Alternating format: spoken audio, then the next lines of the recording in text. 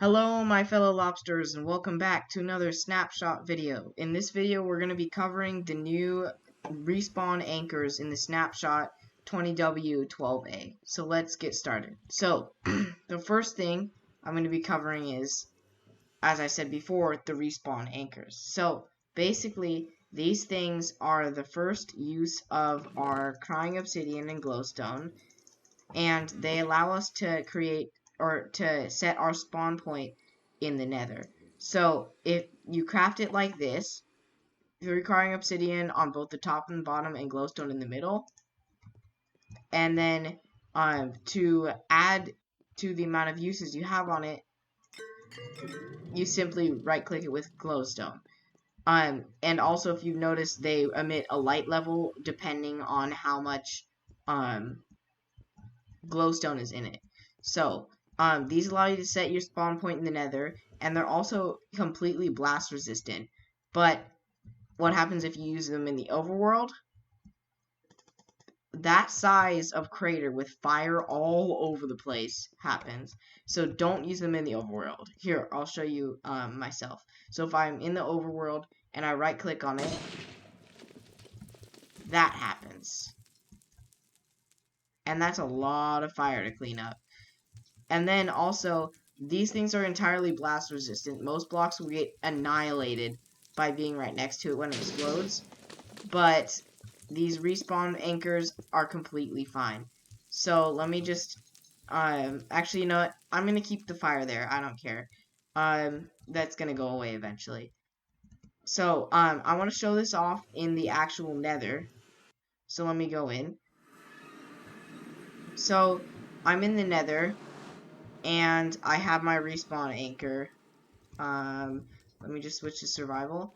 And I'm exploring a little bit, and then let's say I encounter a ghast or something, and I have to set my spawn point. I already set my spawn point here, so that's why it doesn't do anything, but it makes a really cool sound when you do it. So, like, I'm being attacked by a ghast, so then I die. And then instead of going to the overworld, it makes a really cool sound and respawns me right there. So let me see if I can get all my stuff that I had before. Okay, I think I may have lost my helmet, unfortunately. But here, let me just, I'm going to be quiet for a second, and I'm going to show you the sound.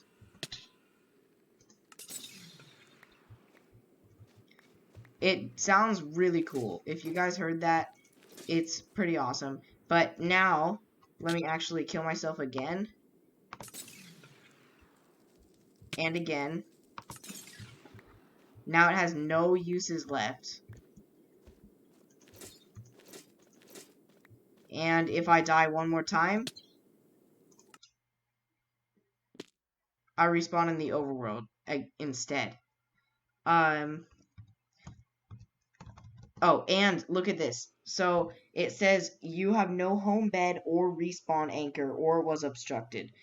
That is what it says now, instead of just your home bed was missing or obstructed. So then also a couple more things. You can't move them with the piston, but you can move also another block that's new, the polished basalt.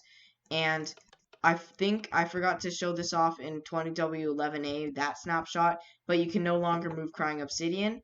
And also, when you use glowstone on these things, there will be a redstone signal, up to 15 when it's at max. So I'm just gonna move on to the next thing, because I think that's it for the respawn anchor. And also, actually, one more thing, you can't use dispensers on these things. It'll just, currently at least, it'll just pop the glowstone out, so that's a something. And then here's the thing. So now when you bone meal nylon, you can get the weird nether plant stuff. And if you notice, it well, one, it's not working right now. It doesn't want to or something. But it looks like it doesn't always work first try. For some reason. This might be a glitch or it might be actually intentional. But normally when you bone meal Nylum, it'll put nether plants and it actually cross grows onto these things. Something tells me this is a bug. I shouldn't be able to... Okay, you know what? I'm just gonna go over here. So, now you can see I can actually get the plants from whatever one. And it actually... It looks like it takes it from the nearest blocks. Whatever the most of it is, it'll take. And sometimes it'll only give you one, I guess. But, yeah. So... They've made it so you can actually bone meal these guys and get yourself some nether plants. It doesn't look like you can get twisting vines, though, or the other kind of stuff, unfortunately. But it's still really cool. Next thing is the AFK fishing, where you can get tons and tons and tons and tons and tons. What the? Whoa, okay, this is weird. This is definitely a bug. Can I turn this into a... Okay, yeah. So there's a lot of bugs involving that thing. But either way, AFK fishing is no longer as good. Now you can only get fish from AFK fishing with the current farms, and they are and you have to be in open ocean to get any treasure stuff. I think you're still able to get junk like leather boots or helmet or whatever. But right now, AFK fishing is not good anymore. Bye-bye, AFK fishing. Some part of me tells me that this was a bad this was a bad idea for Minecraft. Another part of me tells me that, Minecraft actually that was a good idea for them because, AFK fishing is honestly overpowered, and their main reason for removing it was because they want people to actually have to work hard for the enchanted books and everything. They thought that it was too strong being able to do that in survival mode and basically get infinite enchantment books super quickly. Next thing is about another kind of farm. Zero tick farms and stuff like that have officially been removed. Minecraft fixed the glitch in the game, and you can no longer create AFK fish farms very well or zero tick farms. So that's a huge patch for Minecraft, and it definitely changes how the game is played. Okay, next thing. Now Nether gold ore is no longer super hard to get. Let me switch to survival. You can mine it with any pickaxe. You can mine it with wood. Oh my gosh. Okay. What is going on?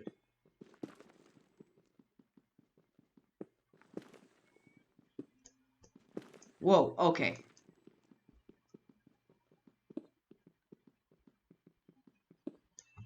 Okay, this snapshot's super buggy. So actually, I'm gonna get off of the world for a second. Oh, this is so weird. And then I'm gonna come back on and continue the video. Okay, so I'm back on the world. It looks like the bone mealing just got fixed. I don't know if it's my computer just lagging out itself or something, but it looks like the bone meal and stuff just fixed itself. So let me try and test this again. So now if you mine nether gold ore, it drops gold nuggets instead of the gold or the nether gold ore. And it's not really that many gold nuggets, but it's but when you mine it with a silk touch pickaxe, obviously it drops nether gold ore, and you can still smelt that into gold ingots. So the best way to mine those right now might be with the silk touch pickaxes. I need to test this, and I'm just gonna enchant this pickaxe with Fortune 3. And I'm going to also get rid of all these gold nuggets in the fishing pool of doom. And let's see how many I can get from one.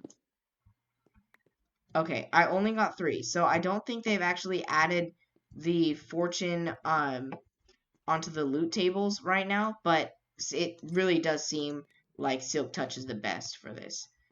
Next thing, so as I mentioned earlier, there's another new block. It's called Polished Basalt. And the way you get it is very simple. You just put basalt in a furnace and you get this cool block. So this is the original basalt with a weird like cracked top. It would work good for like some sort of stone pathway probably. And this one would work good for some sort of pillars or really anything like that. So basalt, you can now get this polished basalt stuff. And it's a cool block to build with, too. See, like, the sides of it look really cool and stuff. And this connecting area is, like, it's really easy to tell what pillar is which. So that's a cool feature, too. So let me switch myself to survival again. And now, hoes have been taken even more seriously, because now they're the tool to mine sponges and wet sponges. So that's another really cool feature we have for this snapshot. And I believe that's it for this video. So I hope you enjoyed this video on our newest Nether snapshot, and I'll see you in the next one. Bye!